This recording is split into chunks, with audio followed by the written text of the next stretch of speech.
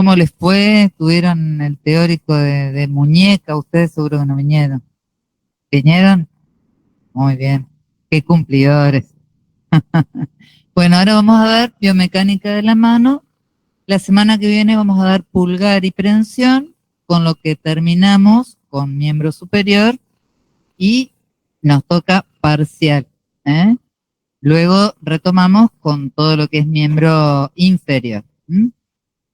Bueno, vamos a hablar un poco de la mano, que ustedes como saben es el órgano efector de toda la extremidad superior. Toda la extremidad superior, todas las articulaciones están a disposición de la mano para poder ubicarla, orientarla y darle la estabilidad necesaria para realizar las diferentes actividades.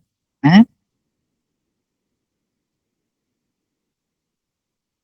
Vamos a hablar un poco, a nombrar la topografía de la mano, es decir, lo que nosotros podemos ver en la superficie de la mano. Podemos estudiar la mano por sus dos caras, tanto la cara palmar como la cara dorsal. En la cara palmar, ¿qué podemos ver? Podemos ver la cara palmar propiamente dicha y la cara palmar de los dedos. En la cara palmar propiamente dicha, ¿qué es lo que vemos en primer lugar? Vemos estas líneas, que son los pliegues, pliegue superior, medio e inferior de la mano, que van a delimitar regiones. La superior, fíjense que tiene forma curva y nos va a delimitar una superficie más voluminosa, que es lo que se llama eminencia tenar, donde se encuentran los músculos intrínsecos del dedo pulgar. ¿Mm? Luego tenemos una línea palmar media que llega hasta la metacarpofalángica del índice y luego la inferior, que es más interna. Por el lado interno de la palma, ¿qué tenemos? También otra elevación que si ustedes observan, que es la eminencia hipotenar, donde se encuentran los músculos intrínsecos del meñique. ¿Mm? Además, en la parte superior, porque si yo tengo que poner la mano así, por eso hablo de que esto es inferior y esto es superior, o esto es proximal y esto es distal, podemos encontrar hacia la parte interna una eminencia dura, pisiforme, y hacia la parte externa el tubérculo del escafoide. Además, vamos a ver que tenemos por arriba, más proximal aún, el pliegue de flexión de la muñeca. ¿Me escuchan, chicos? Se escucha, se escucha. Se escucha. Bueno, el pliegue de muñeca, y acá vamos a ver algunos tendones importantes, como el tendón del palmar mayor, que limita por dentro el canal del pulso, también, ¿sí? Por otro lado, vamos a ver que en la parte media, la que separa a la eminencia tenar de la hipotenar, tenemos también la celda palmar media por donde transcurren los músculos flexores que van hacia los dedos de la mano. ¿Vamos? Y también, bueno, el nervio mediano pasa por esta región de la muñeca, ya vamos a ir viendo qué elementos pasan hacia la mano. Por otro lado, tenemos luego la cara palmar de los dedos que están separados, bueno, la metacarpofalángica por un pliegue y las interfalángicas también por pliegues. A su vez, cada uno de los dedos está separado por comisuras, las comisuras interdigitales, la más importante es la del pulgar. Esas comisuras interdigitales se observan más, si nosotros miramos el dorso de la mano, se observan más la separación de los dedos que en la región palmar. Si nosotros vemos la región dorsal de la mano, ¿qué vemos? Que la piel es más fina. Bueno, vemos también la red venosa, se puede observar, si uno mira el dorso de la mano, se puede observar porque es más fina la piel, que drena toda la sangre de la mano. Vemos también eminencias, que son las cabezas de los metacarpianos, que es la que forman los nudillos, y vemos también que tenemos en el dorso de la mano elevaciones que son lo que nosotros podemos observar, los tendones del extensor de los dedos. ¿eh? También están separados por las comisuras interdigitales y también a nivel de las interfalángicas existen pliegues de extensión en este caso. Los pliegues palmares, si vemos en la mano, tienen la función de bisagras dérmicas que marcan la zona donde la piel se repliega durante el movimiento y aumentan la fricción palmar para mejorar la seguridad de la prensión. La localización de los pliegues sirve de referencia para la anatomía subyacente. Yo puedo delimitar qué elemento anatómico encontramos debajo de esos accidentes, de esos pliegues. Por otro lado, si nosotros miramos en la cara interna de la mano, vamos a notar que también es más elevada y es principalmente el músculo más superficial de la eminencia hipotenar, que es, ¿qué músculo? El aductor del meñique. Acá vamos a ver que va a haber mucha controversia en lo que se refiere a los nombres. Lo mismo va a pasar con el pie en lo que respecta a aducción y a abducción. ¿Por qué? Porque en la mano tomamos como eje de la mano el dedo mayor, el dedo medio. Pero acá me está hablando de aductor del pulgar y se está refiriendo a la aducción respecto al plano de simetría del cuerpo, porque lo que hace es actuar como un interoseo dorsal, es decir, que separa el meñique en lugar de aproximarlo al eje de la mano. ¿Se entiende lo que les digo? Eso nosotros diríamos que la abducción con respecto a este dedo lo llama aductor porque es aductor en al plano de simetría del cuerpo. Lo que hace es aproximarlo al plano de simetría. No está tomando en cuenta el eje que nosotros tomamos como el dedo mayor. ¿Se entiende? Por eso lo llama aductor, pero en realidad es parándolo del dedo mayor que nosotros tomamos como eje. Por eso, sí, sería aductor del dedo, pero abductor con respecto al eje del cuerpo. Entonces por ahí van a encontrar eso que van a decir, pero ¿cómo? Pero claro, es porque yo creo que por ahí tienen que ver las traducciones del francés o no sé, o no especifica el sentido de por qué lo llaman. Si uno se pone a analizar, la aducción es respecto al eje de simetría del cuerpo, no del eje de la mano. ¿Sí? Bueno, y en la parte lateral o en la parte externa, eso era en la parte interna. En la parte externa, ¿qué vamos a encontrar? Vamos a encontrar lo que estuvieron viendo en la clase anterior, los tendones que forman la tabaquera anatómica, que están más lateralmente, el abductor largo y el extensor corto del pulgar, que van juntos, por dentro del cual pasa la articulación, trapecio metacarpiana, los radiales, y luego tenemos en la parte más posterior el tendón del extensor largo del pulgar. Esos son los tres músculos que limitan la tabaquera anatómica. La topografía funcional permite dividir la mano según la utilización en tres regiones o tres partes. El pulgar, que por sí mismo, por su facultad de oposición, le da toda la importancia a la mano, por eso lo vamos a estudiar aparte, el pulgar. Y luego tenemos el índice y el medio, que son muy importantes porque le permiten a las pinzas de precisión, las pinzas de precisión o la prensa fina o la prensión fina. Y por otro lado tenemos los dos últimos dedos, el anular y el meñique, que lo que le permiten es bloquear presas de mayor volumen y con mayor precisión.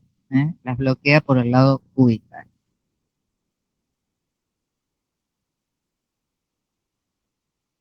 Bueno, ahí tienen una imagen entonces de lo que es la tabaquera anatómica. Fíjense que acá tenemos los tendones de los 3 músculos. Eso lo vieron, creo que la clase pasada. Bueno, en cuanto a la arquitectura de la mano, podemos decir que la mano, si nosotros separamos los dedos voluntariamente, uno respecto al otro, van a cruzar sus ejes en un punto que corresponde aproximadamente al tubérculo del escafoide. Si nosotros flexionamos la metacarpofalángica y dejamos extendida la interfalángica distal, flexionamos la metacarpofalángica y la proximal, dejamos extendida la distal, como en la imagen ahí, vamos a ver que los ejes van a cruzarse a nivel del canal del pulso aproximadamente, y que fíjense lo que pasa acá. El único que se flexiona en el eje sagital es el índice. Fíjense que al flexionarse los otros dedos, lo hacen de manera oblicua. ¿Se dan cuenta? Por eso se cruzan, porque esto tiene la función de facilitar la prensión o la oposición. Al realizar una flexión, pero de manera oblicua, me facilita la oposición con el pulgar. Si la mano está en posición relajada, cuando dejamos los dedos, digamos, en relativo reposo, vamos a ver que los ejes de la mano, teniendo en cuenta el dedo medio, hay algunos que son paralelos y los más laterales se van a cruzar, porque tienen diferente orientación. Fíjense el pulgar como está con respecto a los demás dedos. Y si nosotros aproximamos todos los dedos, ¿qué va a pasar? Ese eje se va a prolongar y en algún momento se van a cruzar. No es que son paralelos, sino que se van a encontrar. ¿Por qué? Porque el volumen de los dedos es mayor en la base que en su extremo. Es decir, que va decreciendo el volumen y por lo tanto el eje de los dedos va a llegar a cruzar. ¿Estamos? No son totalmente paralelos. Otra de las características que tiene la mano es que se puede adaptar a las diferentes estructuras. Si yo pongo la mano en una superficie plana, en un vidrio, en una mesa, la mano, ¿qué va a pasar? Se va a aplanar. Si yo quiero levantar algún objeto, la mano se va a ahuecar. Ese ahuecamiento hace que se formen arcos, arcos en diferentes sentidos, en sentido transversal, longitudinal y oblicuo. Arco en sentido transversal tenemos el arco carpiano y metacarpiano a nivel de la palma de la mano. Luego tenemos los arcos longitudinales que corresponden a cada uno de los dedos, y los arcos oblicuos que son los arcos de oposición al pulgar, que van de un dedo hacia el pulgar. Y bueno, el más importante es el del índice, porque nos permite la pinza fina, y el más alejado es el que se produce con o el que se forma con el meñique.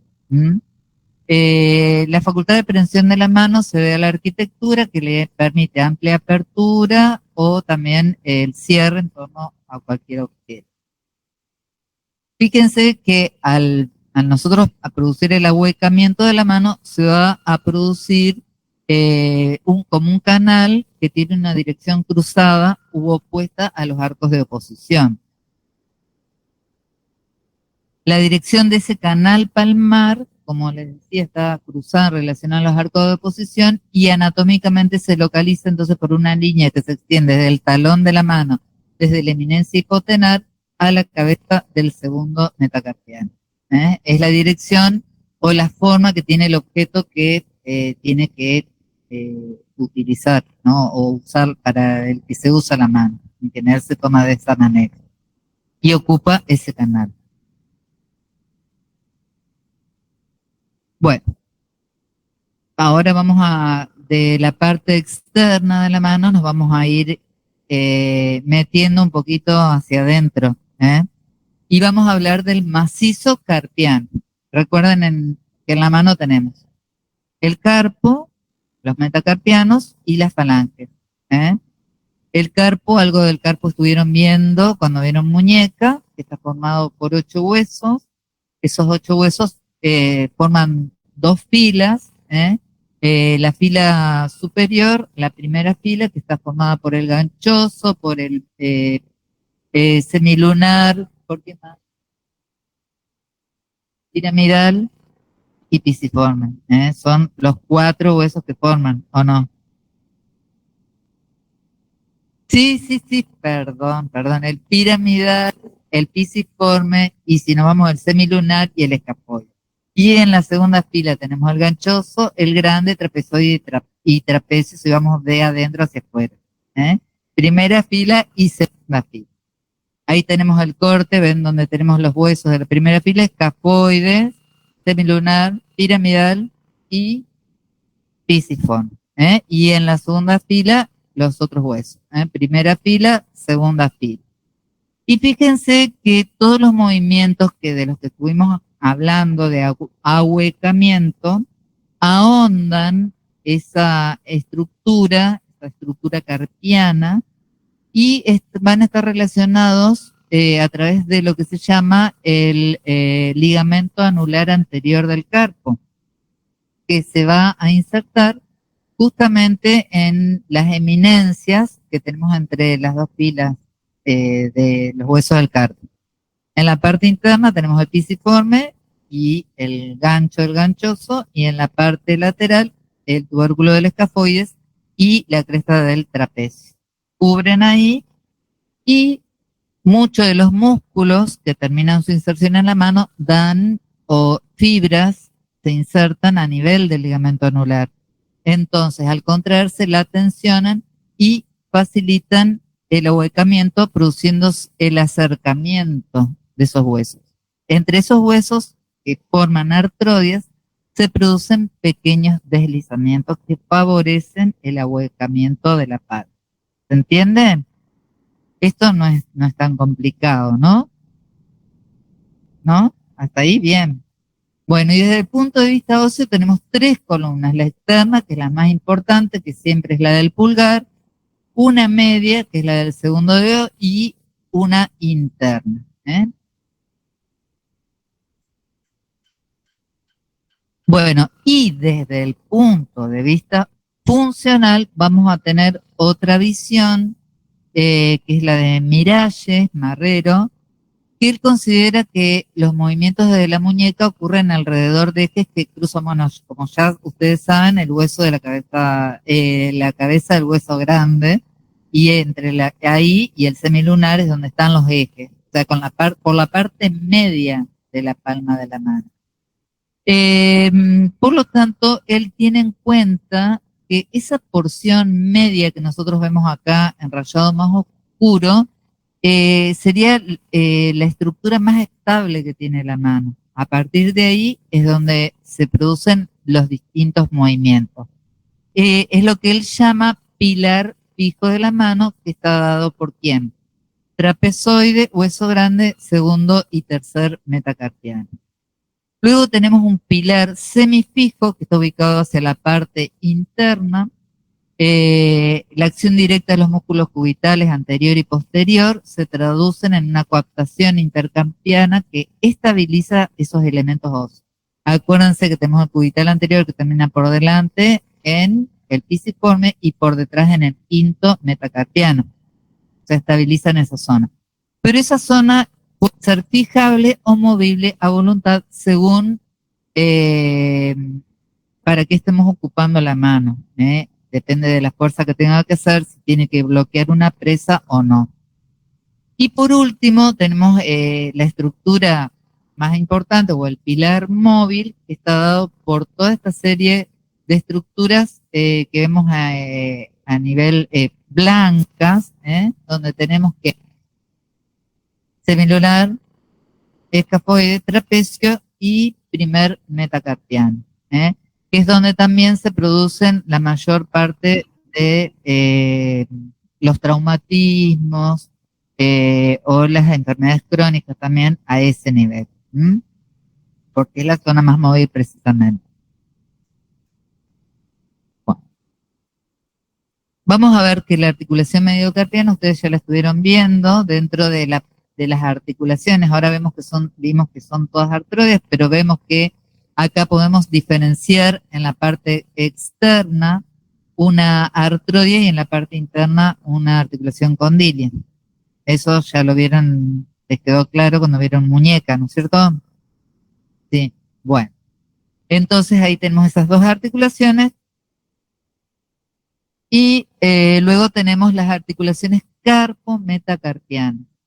Las articulaciones carpo-metacarpianas que unen la segunda fila del carpo a los metacarpianos también son artrodias, donde hay pequeños deslizamientos en el sentido de la flexoextensión, cuando prácticamente no podemos apreciar los movimientos porque es carpo-metacarpiana, o sea, están ubicados por dentro en la misma palma de la mano, pero todo ello facilita el ahuecamiento palmar. ¿Mm? Allí vamos a ver, al ser superficie, articulaciones sinoviales, cápsulas y ligamentos dorsales, palmares e interosos. Las articulaciones carpo-metacarpianas más periféricas forman los bordes radial y cubital móviles capaces de replegarse en torno al pilar central de la mano, con lo cual alteran la forma de la palma de la mano.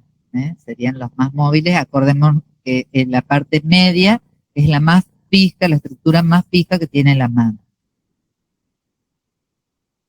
Bueno, las articulaciones intermetacarpianas, que también entre las bases del segundo, tercero y cuarto metacarpiano, como vemos ahí, son también pequeñas artrodias, tienen cápsula sinovial y también tienen pequeños movimientos de deslizamiento que todo sirve o contribuye al ahuecamiento palmar en definitiva, que es lo que le da la utilidad a la mano. ¿Mm? Sin hablar todavía del pulgar. Bueno, artrocinemática. Vamos a ver acá que tenemos las articulaciones. Fíjense, acá tenemos un metacarpiano, tenemos la articulación carpo-metacarpiana, tenemos la articulación metacarpofalángica. Fíjense la forma que tiene el metacarpiano. Acá tenemos la cabeza del metacarpiano, que es, ¿de qué forma tiene? Convexa, con una superficie cóncava de la falange. Y tenemos acá la interfalángica proximal y la interfalángica distal, que son articulaciones de qué tipo? Trocleares. Es decir, que acá en la cabeza voy a tener una polea, que se corresponde a una cresta de la base de la falange siguiente, y voy a tener dos superficies convexas que se van a articular con dos pequeñas cavidades ubicadas a cada lado de la cresta de la base de la falange siguiente, y lo mismo ocurre en la distal. ¿Estamos? ¿Se entiende? ¿Sí o no? Sí. Bueno. Y fíjense que como son articulaciones de tipo sinovial, todas van a tener cápsula, membrana sinovial y ligamentos de refuerzo. Bueno, fíjense que el ahuecamiento palmar se debe principalmente al movimiento de los 4 últimos metros de la, y como dijimos ya son movimientos pequeños de flexo-extensión que van a aumento del segundo al quinto. ¿Se acuerdan cuando vimos la primera imagen que les dije que cuando se hacía la flexión se hacía de manera oblicua hacia el quinto? ¿Por qué? Porque justamente si vemos el eje que tiene el hueso ganchoso, el eje del hueso es oblicuo en relación al plano horizontal.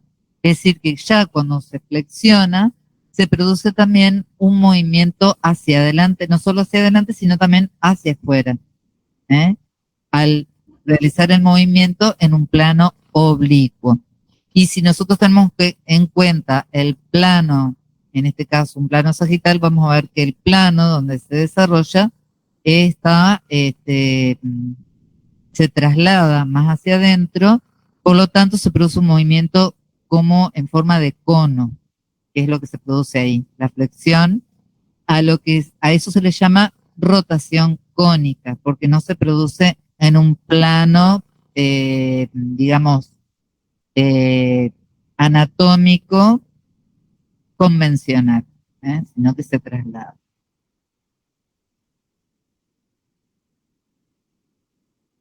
Bueno, las articulaciones metacarpofalángicas. Estas articulaciones, como dijimos, son articulaciones de tipo condilia y tienen una superficie convexa por parte del metacarpiano y cóncava por parte de la falange. También vamos a ver, acá tenemos los ejes de la articulación, vamos a ver que las cabezas metacarpianas son muy irregulares y varían entre las de la misma mano y de una mano a otra en su forma, así también como en la longitud que puedan tener los ligamentos laterales que la unen, porque esas articulaciones están reforzadas por ligamentos laterales. Además de esto, de la irregularidad de la forma que tiene la cabeza, acá vemos que está cóncava, la superficie falángica, vamos a ver que la superficie falángica, como vemos acá, tiene mucho menor superficie que la cabeza. Se dan cuenta que la cabeza sobresale mucho más allá de la base falángica. Es por eso que estas superficies tienen un fibrocartílago que extiende la superficie metacarpiana. Se inserta entonces en la base falángica y cubre al metacarpiano, y también tiene una incisura que permite que al flexionar la articulación, este fibrocartílago se deslice hacia abajo. Para eso también tiene dos fondos de saco la cápsula que como son bastante generosos, al realizar el movimiento permiten una mayor amplitud. Esto porque es importante que una superficie, digamos, sea prolongada por un fibrocartílago y no por un hueso. Claro, porque si no el movimiento se limitaría mucho antes y el hueso o la base falángica incluiría a toda la cabeza metacarpiana. Entonces, al ser un elemento flexible, forma parte de la articulación y le permite un mayor ROM articular. ¿Estamos? Eso es muy importante. Entonces, este fibrocartílago lo prolonga por delante. Y acá, por detrás, lo que se ve en la primera falange, en la zona dorsal, es la inserción de la primera inserción del extensor común de los dedos. Bueno, estos, como toda articulación condilia, tiene movimiento en torno a 12, la flexoextensión y los movimientos de lateralidad en este caso. Acá lo que estamos viendo es un movimiento de flexión, movimiento donde, o de extensión, si volvemos a la posición, en donde se produce, al ser, ¿qué ley tenemos acá? ¿O a qué regla corresponde? Cóncavo o convexo, porque lo que se mueve es la falange que es cóncava. Entonces, el rodar y el deslizar se van a producir en el mismo sentido, en el mismo sentido. Acá extienda y luego acá, bueno, tenemos una hiperextensión, en ese caso. Y, por supuesto, los ligamentos que están opuestos o del lado opuesto son los que se tensan y limitan.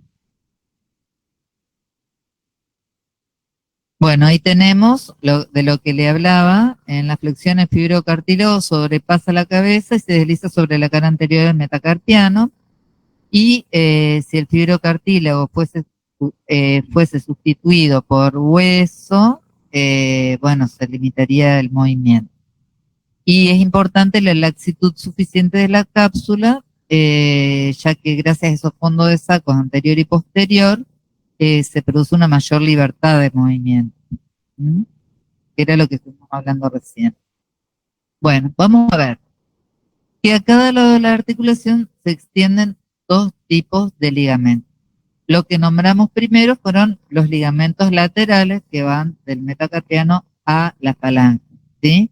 Ligamentos laterales que mantienen las superficies articulares en contacto y limitan, ahí está, los movimientos. Acá fíjense que en azul esta es la parte palmar, está el fibrocartílago y acá hay un fondo de saco, el posterior, este es el extensor común de los dedos, esta es la zona palmar, ¿no es cierto? Y acá esto en azul sería el fibrocartílago.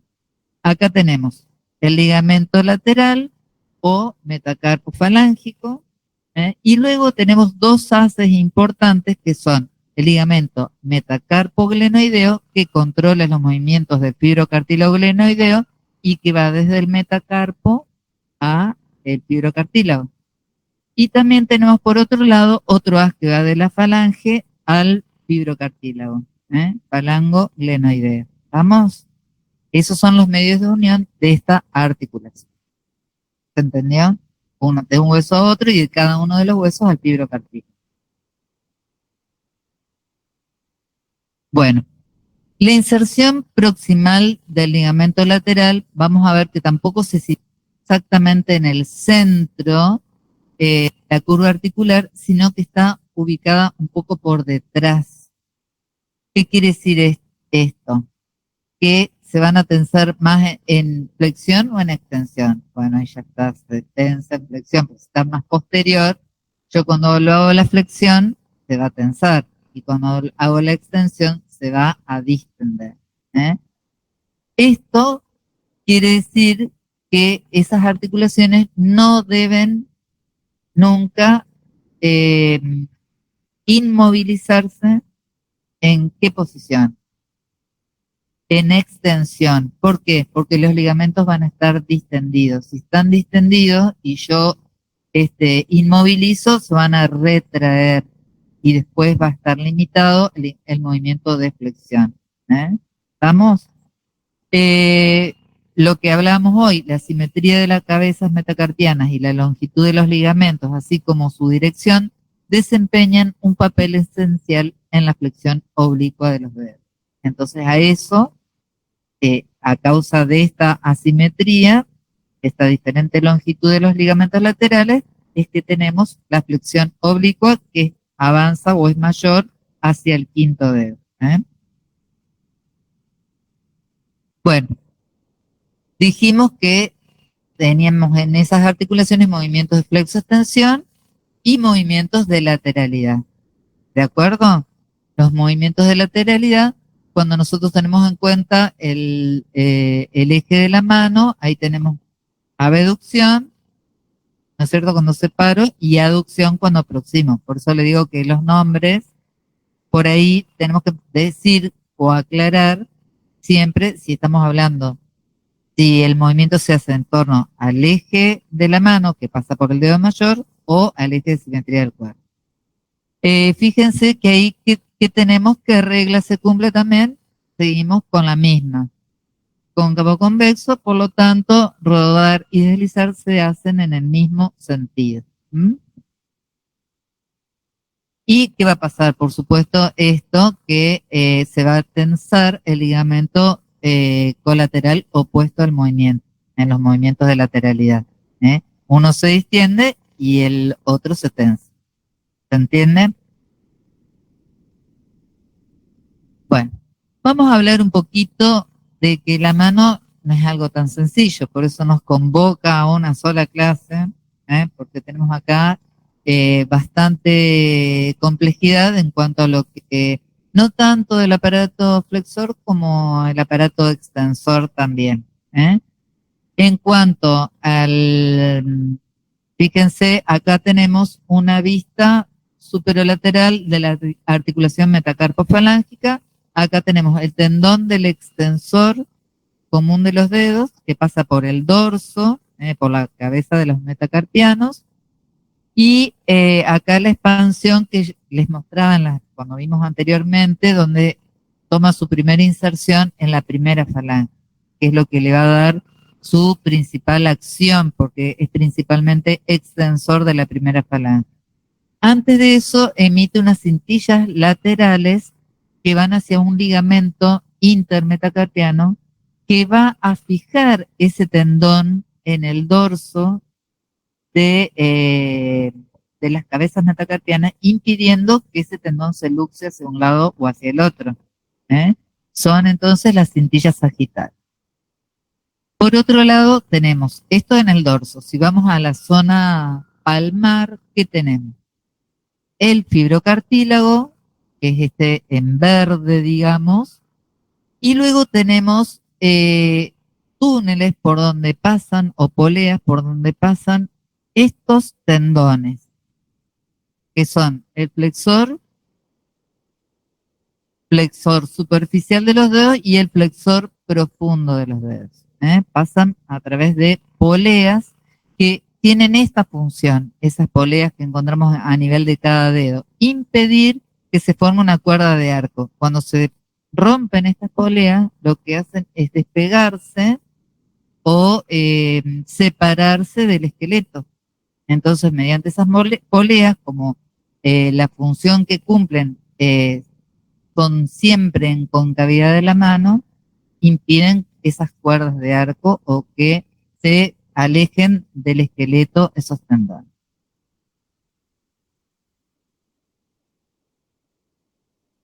Bueno, ahí vemos el tendón flexor profundo y el superficial, y por otro lado vemos esto en la zona palmar, ven cómo van pasando los dos, que esos tendones luego se van a cruzar en el espacio para obtener una mayor tensión útil.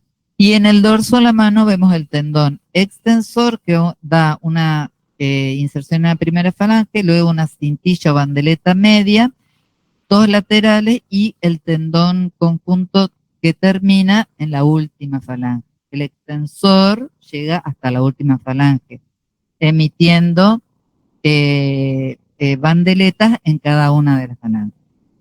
Y fíjense que el extensor común de los dedos va a recibir fibras del interóseo y del músculo lumbrical. Así que hay un montón de musculitos pequeños ahí, pero que son muy precisos en la mano. Bueno,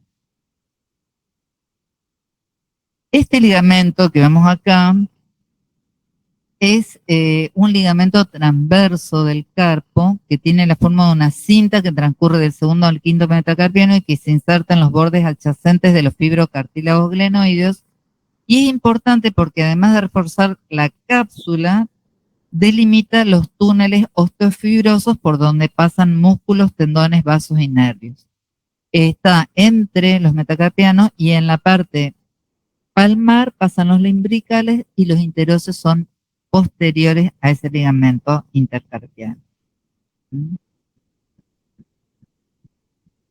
Bueno, los tendones extensores que veníamos hablando, que pasaban por el dorso, decíamos que se solicitan, si ustedes ven, forman como un ángulo sobre el dorso de los dedos y estarían solicitados hacia adentro, hacia el borde cubital de la mano, debido a ese ángulo que forman.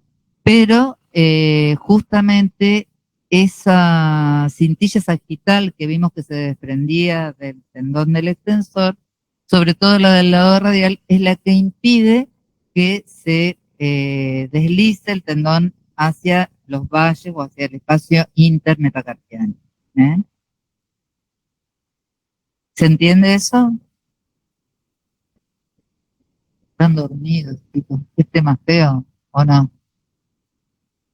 Bueno, terminemos con la articulación metacarpofalángica, con los medios de unión, con los movimientos que realiza, y vamos a ver las interfalanges.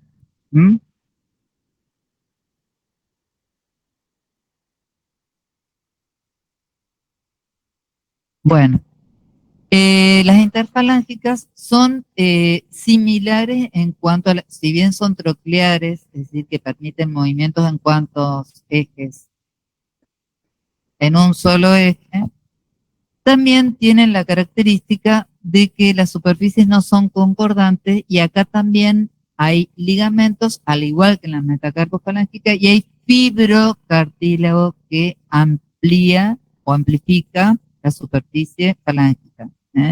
Un fibrocartílago también por delante.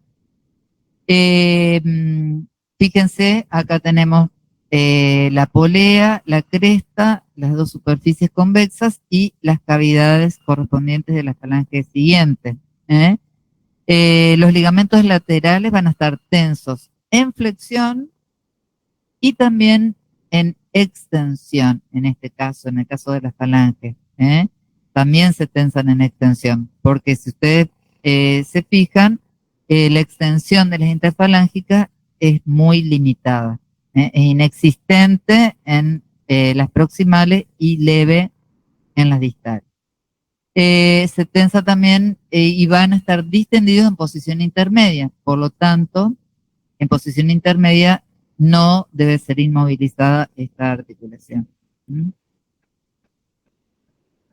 Bueno, vamos a ver en la osteocinemática qué movimientos tenemos o el ROM que vamos a tener en las articulaciones. No, vamos a volver. Metacarpofalángica.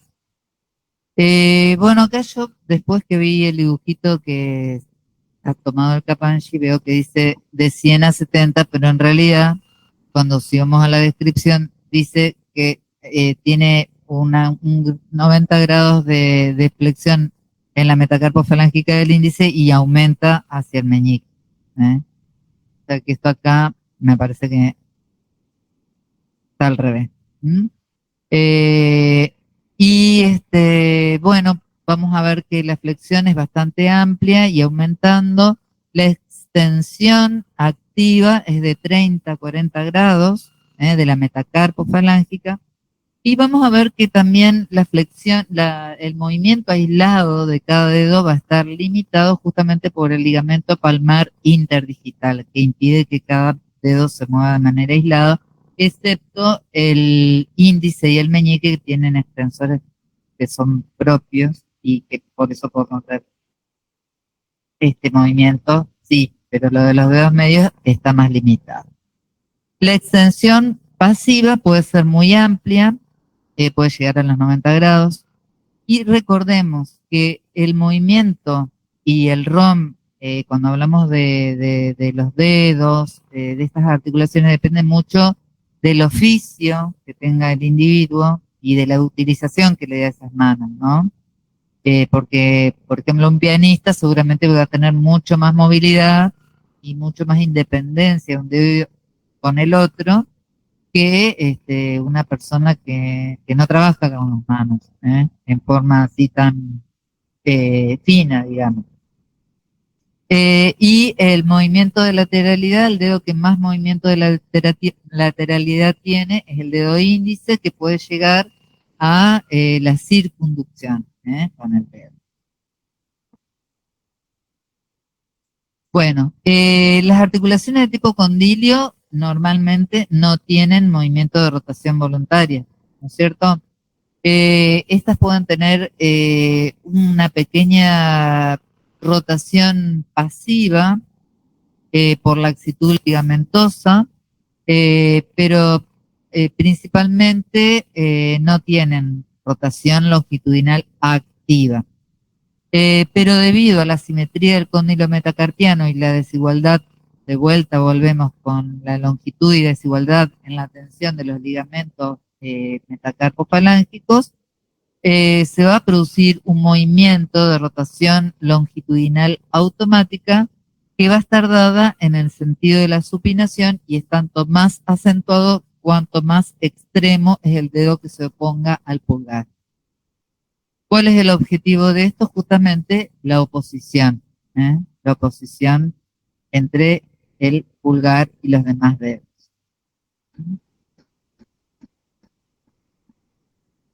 Bueno, en cuanto a las articulaciones interfalángicas, vamos a tener que la interfalángica proximal también sobrepasa los 90 y llega a 135 en el meñique en cuanto a la flexión, y la distal alcanza los 90 en el meñique, activa. La extensión de las interfalángicas proximales es inexistente, y de las interfalángicas distales, activa es de 5 grados, que ahí no la vemos, y pasiva puede llegar a 30 grados. Ya estos movimientos y estos grados son muy relativos, ¿eh? Hay autores que dan otro rango de movilidad también, pero vamos a manejarnos con esto o alrededor de esto. Y las interfalángicas distales tienen pequeño movimiento de lateralidad pasiva, que nosotros eso lo podemos ver con nuestros propios dedos. Bueno, un punto importante es lo que les decía yo, es el plano de flexión de los 4 últimos dedos, que ya dijimos varias veces a qué se debía, la simetría, la desigualdad de los ligamentos laterales, favorecen esta flexión oblicua. Fíjense que el dedo índice, como mostramos también al principio, se flexionaba hacia la palma en el plano, digamos, sagital, pero los 3 últimos dedos lo hacen en una dirección oblicua. Cuanto más interno es, más oblicuo es la flexión. ¿Y a qué se debería esa flexión oblicua? Bueno, se puede hacer un experimento doblando un cartoncito y en lugar de utilizar, digamos, los pliegues de flexión de forma perpendicular al plano, lo haríamos en forma oblicua, entonces la flexión que se obtendría es oblicua. En realidad las superficies no están, digamos, no son tan estrictamente oblicuas, pero se dice que los ejes de flexión perpendiculares en máxima extensión, una vez que se inicia la flexión, se van convirtiendo en oblicuos. O sea que van a ser perpendiculares, pero se van a convertir en oblicuos. ¿Por qué? Porque por todas esas asimetrías y porque se dice que los ejes no son fijos ni inmutables, sino que son evolutivos, ¿eh?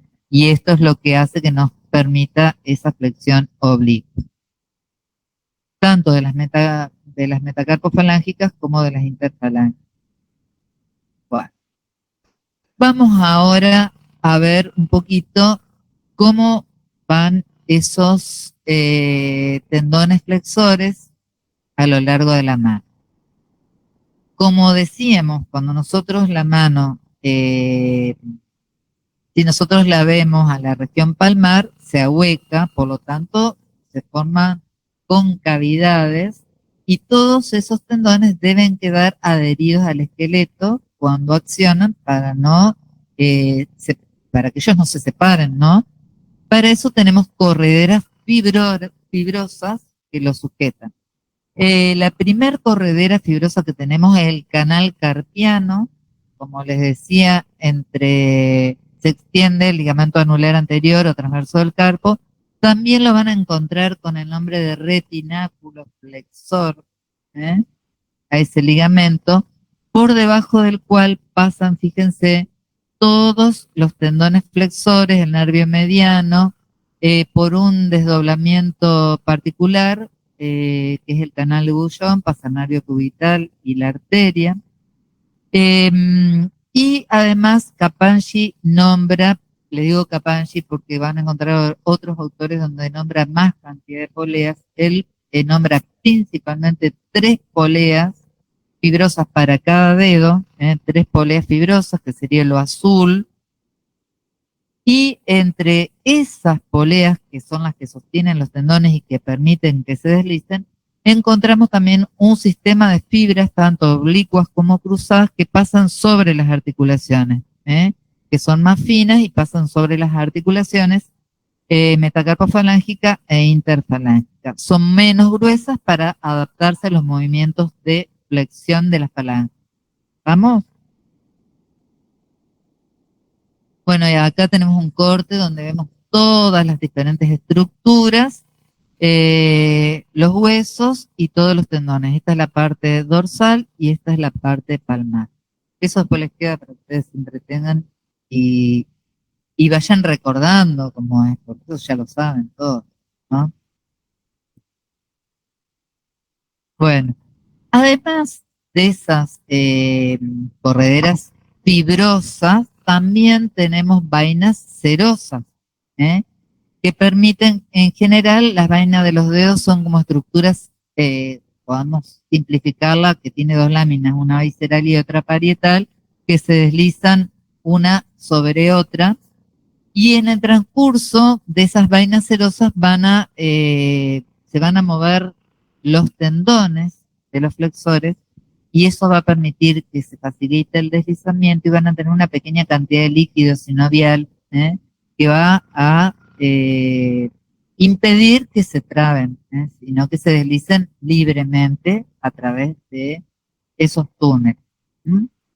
Esas vainas digitales también van a tener cada tanto interrupciones porque van a penetrar pequeños vasos para nutrir, que son los mesotendones que se los conoce como víncula tendinor.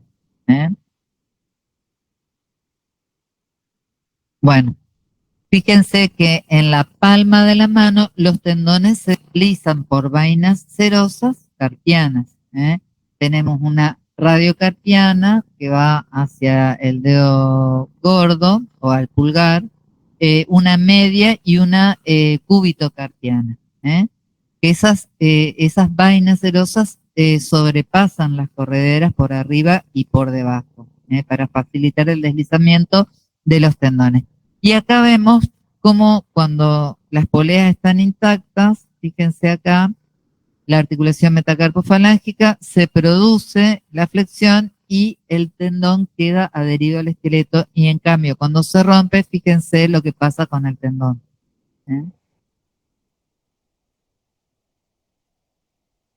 Bueno, los músculos flexores largos de los dedos, teníamos uno superficial y uno profundo. Son potentes, voluminosos, son músculos extrínsecos porque vienen del antebrazo, actúan en la mano y los dedos mediante largos tendones cuya inserción es bastante particular. Se cruzan necesariamente en el espacio de forma simétrica para no involucrar ningún componente de lateralidad, o sea, tiene que ir por el medio, uno cruzando al otro. Fíjense el tendón superficial que está dibujado en azul. ¿Dónde termina el tendón superficial? En la segunda falange. ¿Y qué va a pasar? Fíjense que se divide y se abre para permitir el paso, como está acá, del flexor profundo de los dedos. Por lo tanto, este va a ser el tendón perforado y el largo va a ser el tendón perforante, porque va a llegar hasta la tercera falange. ¿En qué lo favorece este cruce?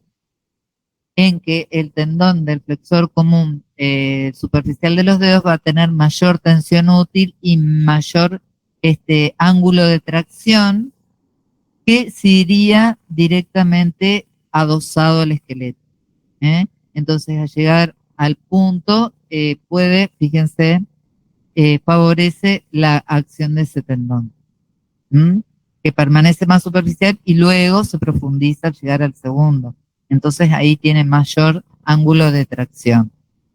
Y acá también vemos vasos y cómo el profundo llega hasta la tercera falange. ¿Se entiende esto, no? Bueno, ahí tenemos otra vez la metacarpofalángica, las poleas, cómo pasan los dos tendones por abajo, y cómo quedan adheridas ahí. Bueno, pasamos ahora a los músculos extensores de los dedos.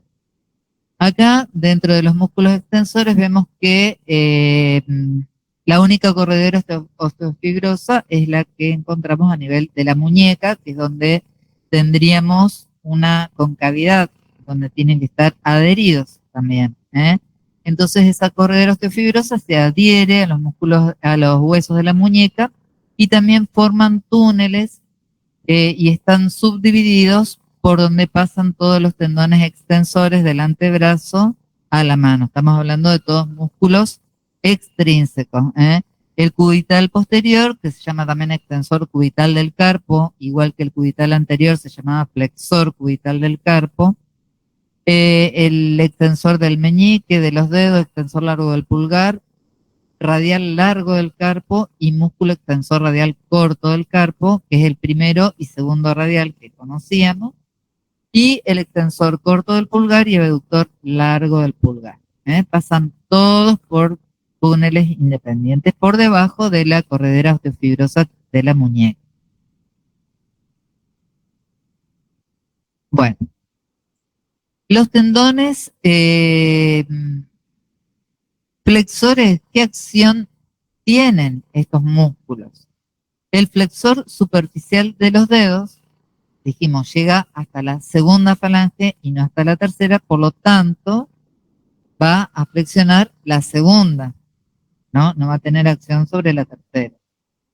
Y a su vez va a flexionar también la metacarpofalángica y va a continuar la flexión hasta llegar incluso a la flexión de la muñeca si la muñeca no está fija por el extensor común de los dedos y el extensor,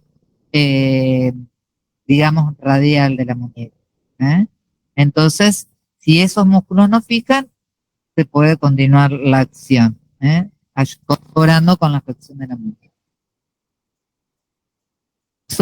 El superficial permanece superficial hasta la segunda y con lo que aumenta el ángulo de tracción, ¿no? El profundo llega hasta la última falange, por lo tanto es flexor también de la última falange y de las subsiguientes. Esta flexión de la tercera falange se asocia con la flexión de la segunda porque no existe un extensor selectivo de la segunda falange, capaz de oponerse a su acción. Su eficacia es máxima cuando la primera falange se mantiene en extensión por contracción del extensor largo de los dedos. Es decir, que si yo mantengo la primera falange extendida, voy a flexionar con mayor eficacia la última falange. En cambio, si esta está flexionada la primera, fíjense que va a ser prácticamente imposible flexionar la tercera falange, porque ya van a estar muy distendidos y ya va a ser imposible. Los músculos extensores radiales y el extensor común, por eso decíamos, son sinérgicos de los flexores porque justamente mantienen extendidas para favorecer la flexión. Todas estas acciones tendinosas no podrían concebirse sin poleas, que es lo que ven recordando todo el tiempo. Y acá, por eso es la imagen esta, donde si no habría poleas, no habría tensión útil en esos tendones. Bueno, llegamos a los tendones de los músculos extensores de los dedos. ¿Están cansados? Es largo el tema, pero bueno, vamos a tratar de ser lo más breve posible. El extensor común de los dedos, recuerden que llega hasta la última falange, pero la acción principal va a estar dada en la primera falange. Una vez que extiende la primera falange, va a ir perdiendo tensión útil en las otras, en la segunda y en la tercera, y entonces va a recurrir a otros pequeños músculos que sí son intrínsecos, que van a ser los interóseos y los lumbricales, que van a colaborar para que puedan extenderse la segunda y la tercera falange. Es decir, que el extensor común es principalmente extensor de la primera falange. Luego tenemos que el extensor propio del índice del meñique, que van anexos a los tendones del extensor común, tienen la misma fisiología y en el caso del índice pueden realizar movimientos también de lateralidad, de aducción o de abducción. Se localizan esos tendones del extensor propio del índice y del extensor propio del meñique en situación cubital a los tendones del extensor común de los dedos para el índice y para el meñique respectivamente. Se van por el lado interno del extensor común. Bueno, hablamos entonces de que había músculos que contribuían para la extensión de los dedos, pero son músculos que también intervienen en el otro movimiento de las metacarpofalángicas, que son los de abducción y aducción. ¿Eh? Los músculos interóseos entonces tienen acción tanto en la lateralidad como en la flexoextensión. Los interóseos, ¿recuerdan que hay interóseos dorsales y palmares o no? Bueno, y están situados todos más del lado dorsal que los lumbricales también. ¿Mm? Esos músculos se encuentran separados por ese ligamento intermetacarpiano transverso que los ubica más en la zona dorsal. Se incorporan al aparato extensor una vez que pasa la articulación metacarpofalángica y se insertan también a nivel de los tubérculos laterales de la primera falange y en la cápsula de las metacarpofalanges.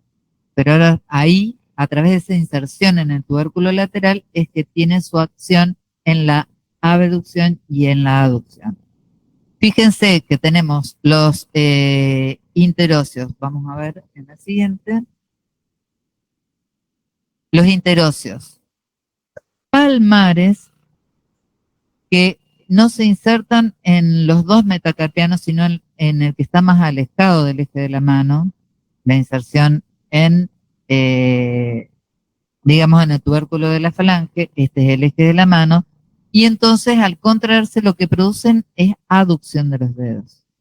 Se encuentran en los espacios intermetacarpianos, pero fíjense que son mucho menos voluminosos. Estos son los palmares y estos son los dorsales. Los dorsales tienen dos vientres musculares y se insertan en el tubérculo lateral de la falange más próxima al eje de la mano. Y al contraerse, producen la abducción. Los dorsales abducen y los palmares aproximan. Si yo aproximo estos dos vientres musculares, voy a producir la aducción. Y si yo este dedo medio no lo tomemos en cuenta, sino que fijémonos en otro que ocupa otro espacio, porque si nosotros tomamos estos dos, es más difícil, va a estar más fijo, porque están insertos los dos dorsales en el dedo medio. Es más próximo. O va a actuar uno o va a actuar el otro. ¿Estamos? Estos separan y estos acercan. Si yo tiro acá de esta falange, voy a hacer la separación. Yo acerco estos dos cabos, separo. En cambio, si yo acerco estos dos cabos, aproximo. Según el dedo medio, los interóseos, no, porque eso sí se ponen en relación al dedo. Y acá están aproximando al dedo medio. Están aproximando al dedo medio, por eso hablamos del autor del meñique porque es el que está más externo nada más. Pero hoy imagínate que si yo aproximo el anular al medio, no voy a hablar en relación al eje de simetría del cuerpo, sino estoy hablando directamente de la mano, porque eso es bien intrínseco de la mano. Esa separación, y se habla de separación y aproximación de los interóseos con respecto al eje de la mano, por la inserción incluso de los músculos. ¿Se entiende? Bueno, esos músculos interóseos también, ¿se entendió eso, chicos, o no? Bueno, fíjense que esos interóseos también tienen acción sobre la flexoextensión, no solamente sobre la aducción-abducción. ¿Y eso a qué se debe? A que su inserción es un poco más compleja. No llega solamente hasta esa falange, al tubérculo lateral de la falange, sino que llega más allá tomando inserciones en lo que es las bandeletas media y laterales del extensor común. Cuando el tendón del extensor común pierde eficacia, se tensan esos músculos intrínsecos y permiten que la segunda y la tercera falange se extiendan también. Tienen otras inserciones como son una expansión sobre el dorso de la articulación que se llama correón de los interóseos, y luego expansiones laterales y sagitales y una tercera expansión hacia la última inserción del tendón del extensor común de cada dedo. Y eso es lo que les favorece la extensión del dedo, porque el extensor común no sería completamente eficaz para extender la segunda y tercera palanca, sino que es gracias a toda esa aponeurosis. Se llama aponeurosis dorsal del dedo, lo van a encontrar con otros nombres, pero son todas esas formaciones de tejido conjuntivo que permiten que ese interóseo, a través de su inserción en el tubérculo lateral, el correón o cel de los interóseos que pasa por encima de las metacarpofalángicas y esa tercera expansión, favorezcan la acción del extensor. Además, hay otro ligamento, también interviene un ligamento que se llama retinacular, que ayuda a la extensión de la última falange de manera pasiva también. Porque imagínense que el extensor, ¿cuándo va a ser más eficaz para extender los dedos? También va a depender de la posición de la muñeca. Va a ser más eficaz cuando la muñeca está en máxima flexión. Ahí va a poder extender los dedos. A medida que la muñeca se va flexionando, la extensión de los dedos se va haciendo más complicada. ¿Estamos? Bueno, y otros músculos que encontramos a nivel de la mano, intrínsecos, los interóseos y los lumbricales, se encuentran en la celda palmar media, en la palma de la mano, son los lumbricales. Los lumbricales son músculos muy importantes también, son músculos pequeños, pero son músculos muy precisos. Se insertan en los bordes de los tendones extensores profundos, principalmente en el borde radial. Son 4, y el ligamento transverso intermetacarpiano lo sitúa más palmarmente, por delante de ese ligamento. Ese ligamento lo separa de los interóseos.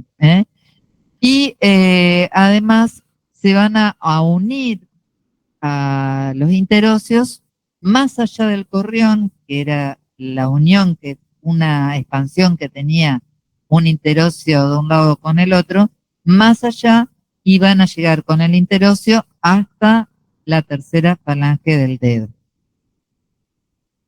a unirse con el tendón del extensor del dedo, ¿no?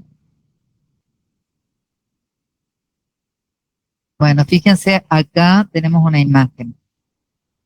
Tenemos el tendón del extensor, ven el dorso que llega hasta la última falange, acá está la articulación, la interfalángica proximal, la interfalángica, distal proximal, y acá viene el músculo, un interóseo,